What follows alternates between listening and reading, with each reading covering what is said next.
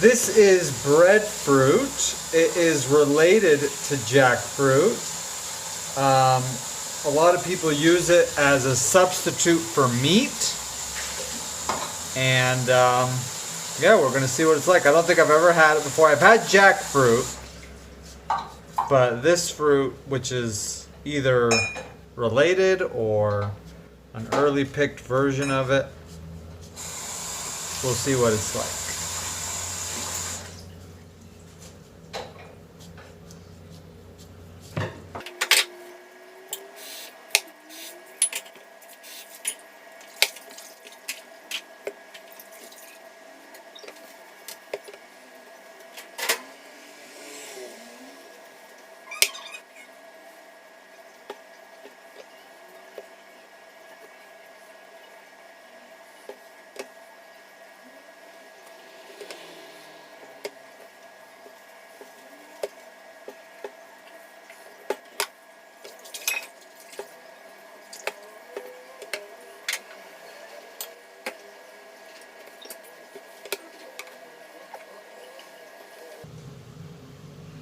I can see why it's called breadfruit.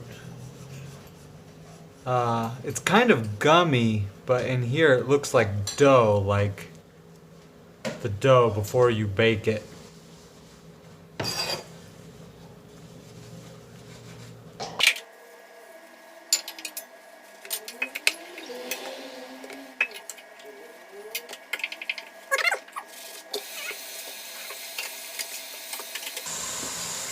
So, like a pineapple, you take out this middle part.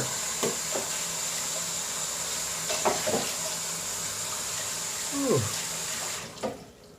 Which looks like that. There's a core in the middle. I need to take some of that out. And yeah, each little fiber is kind of going along out of there.